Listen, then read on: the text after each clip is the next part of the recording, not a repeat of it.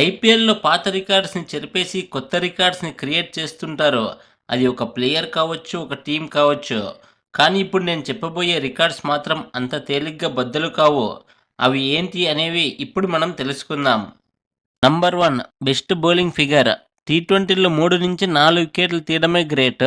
అలాంటిది 2019లో ఎస్ఆర్‌హెచ్‌పై Alzarri Joseph 6 వికెట్లను తీసుకున్నాడు. కేవలం 3.4 ఓవర్లకే 12 రన్స్ ఇచ్చి. ఇప్పటి వరకు ఐపీఎల్‌లో ఒక ఇన్నింగ్స్‌లో ది బెస్ట్ బౌలింగ్ అంటే ఇదే. అంతకుముందు 2008లో సోహెల్ తన్వీర్ చెన్నైపై 4 ఓవర్లు వేసి 14 రన్స్ ఇచ్చి 6 వికెట్లతో బెస్ట్ బౌలింగ్ ఫిగర్‌లో టాప్‌లో ఉండేవాడు. 11 సంవత్సరాల తర్వాత ఈ రికార్డ్‌ని అల్జారీ జోసెఫ్ బద్దలు చేశాడు. ఇప్పుడున్న పరిస్థితుల్లో ఈ రికార్డ్‌ని బ్రేక్ చేయడం అంత ఈజీ కాదు. Number 2 highest partnership.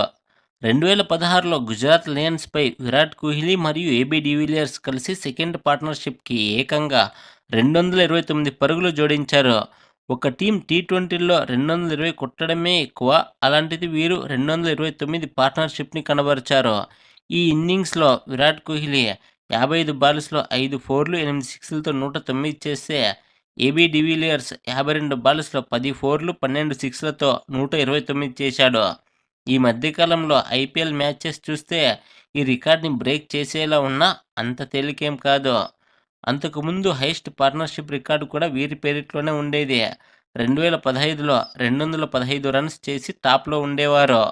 Number 3 highest individual score. 2013లో పుణె వారియర్స్‌పై క్రిస్ గేల్ విధ్వంసమే చేశాడు. కేవలం 66 బాల్స్‌లోనే 13 ఫోర్లు, 17 సిక్స్‌లతో 175 చేశాడు.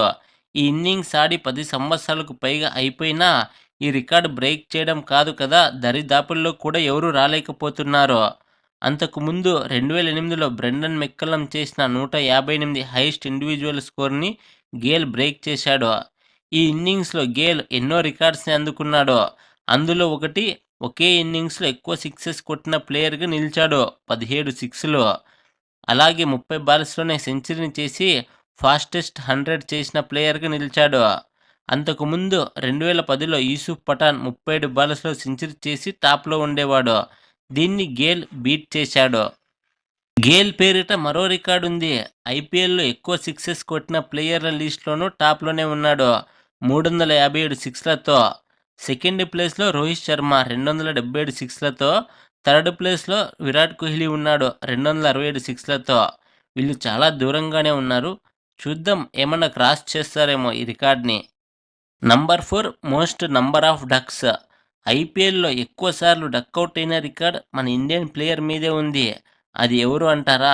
దినేష్ కార్తీక్. తన ఐపీఎల్ కెరియర్‌లో 18 సార్లు డకౌట్ అయ్యాడు. దినేష్ కార్తీక్ తర్వాత రోహిత్ శర్మ, గ్లెన్ మాక్స్వెల్ ఉన్నారు. 17 సార్లు డకౌట్ అయ్యారు.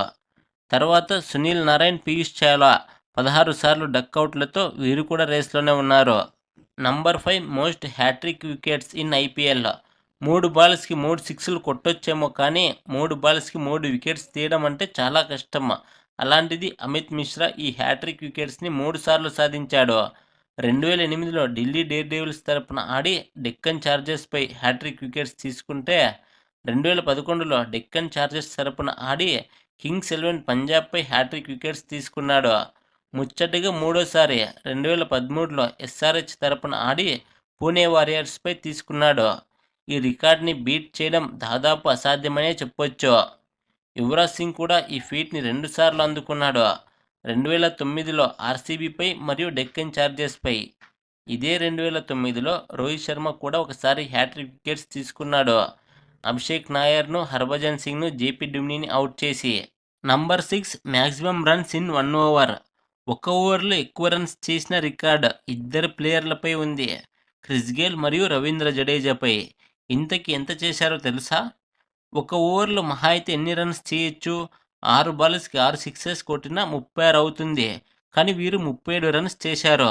మొదట క్రిస్ గేల్ 2011లో కొచ్చిపై ప్రశాంత్ పరమేశ్వరన్ వేసిన ఓవర్లో 4 సిక్స్‌లు, 3 ఫోర్లు కొట్టాడు. ఆ ఓవర్లో ఒక నో బాల్ పడింది.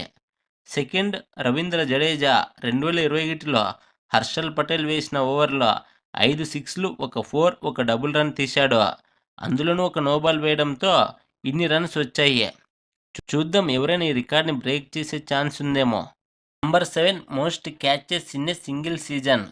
ఈ రికార్డ్ ఏంటంటే ఒక సీజన్లో ఎక్కువ క్యాచెస్ అందుకున్న రికార్డు ఏబీ డివిలియర్స్ పేరు మీద ఉంది. 2016లో 19 క్యాచెస్ అందుకున్నాడు.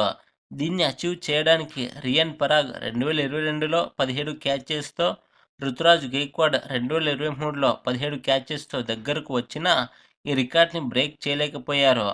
ఏబీ డివిలియర్స్ ఎంత మంచి ఫీల్డరో చెప్పనక్కర్లేదు. అందుకనే ఈ రికార్డ్ తన పేరిట్లో ఉంది. Number 8 fastest 50 in IPL. ఐపీఎల్లో ఫాస్టెస్ట్ 50 రికార్డ్ ఒకప్పుడు కేఎల్ రాహుల్ మరియు ప్యాట్ కమిన్స్ పేరు మీద ఉండేది. వీరు 14 బాల్స్లో హాఫ్ సెంచరీని రీచ్ అయ్యారు. తర్వాత 2023లో యశస్వి జైస్వాల్ ఈ రికార్డ్ని బద్దలు కొట్టాడు. కేవలం 13 బాల్స్లోనే హాఫ్ సెంచరీని చేసి ఫాస్టెస్ట్ 50 రికార్డ్ని తన పేరు మీద నిలబడేలా చేసుకున్నాడు. ఇక ఈ రికార్డ్ బ్రేక్ చేయాలి అంటే పెద్ద హిట్టరే కావాలి. Number 9 most consecutive wins. ఒక్క ఓటమి కూడా లేకుండా వరుసగా 3-4 మ్యాచ్లు గెలవడమే చాలా కష్టం. అది ఐపీఎల్లో ఇంకా కష్టం. కానీ కేకేఆర్ ఒక్క ఓటమి కూడా లేకుండా 3-4 మ్యాచ్ల్లో కాదు, వరుసగా 10 మ్యాచ్ల్లో గెలిచింది. అది ఎప్పుడంటే 2014లో గ్రూప్ స్టేజ్లో వరుసగా 7 మ్యాచెస్ గెలిచి, తర్వాత ప్లే ఆఫ్స్లో మరియు ఫైనల్స్లో పంజాబ్పై విన్ అయ్యి వరుసగా 9 మ్యాచ్లు గెలిచి ఆ సీజన్ని ముగించింది. తర్వాత 2015లో ముంబైపై ఫస్ట్ మ్యాచే గెలిచి వరుసగా 10కి 10 మ్యాచ్లు గెలిచిన రికార్డు కేకేఆర్ తన పేరు మీద లిఖించుకుంది. ఈ రికార్డ్ని బ్రేక్ చేయడం అంటే కష్టమే. ఎందుకంటే ఇది ఒక ప్లేయర్ వల్ల సాధ్యమయ్యే పని కాదు. టీం మొత్తం యూనిటీగా ఉంటేనే సాధ్యపడుతుంది. Number 10 highest runs in a single season. ఒక్క సీజన్లో అత్యధిక రన్స్ చేసిన ప్లేయర్. ఈ రికార్డ్ మన కింగ్ విరాట్ కోహ్లీ పేరు మీదే ఉంది. 2016లో ఒక్క సీజన్లోనే 81.08 యావరేజ్తో 973 రన్స్ చేశాడు. ఆ ఒక్క సీజన్లోనే 4 సెంచరీలు, 7 హాఫ్ సెంచరీలు బాదేసి అన్ని టీమ్స్ని ఉతికారేశాడు. ఆ సీజన్లో విరాట్ చేసిన విధ్వంసం క్రికెట్ ఫ్యాన్స్ అంత త్వరగా మర్చిపోలేరు. 2023లో శుభ్మన్ గిల్ అదరగొట్టినా ఈ రికార్డ్ని బ్రేక్ చేయలేకపోయాడు. గిల్ ఆ సీజన్లో 890 రన్స్ చేశాడు. ఇప్పుడు నేను చెప్పిన రికార్డ్స్లో ఏ రికార్డ్ త్వరగా బ్రేక్ అయ్యే ఛాన్స్ ఉందో కామెంట్లో తెలియజేయండి. ఈ వీడియో ఇంతసేపు చూసినందుకు మీకు చాలా థ్యాంక్స్. మీరు ఈ వీడియోకి రేటింగ్ కూడా ఇవ్వచ్చు. బాగా నచ్చినట్లయితే 5, బాగుంది అనిపిస్తే 4, పర్లేదు అనుకుంటే 3, బాగాలేదనుకుంటే 2, ది వరెస్ట్ అనుకుంటే 1 ఇవ్వండి. మీ ఒపీనియన్ని కామెంట్ ద్వారా తెలియజేయండి. మీకు నేను చెప్పిన ఎక్స్ప్లెనేషన్ నచ్చితే లైక్ చేయండి. అలాగే మరిన్ని మంచి టాపిక్స్ కోసం ఎన్ఏకే ఛానల్ని సబ్స్క్రైబ్ చేసుకోండి.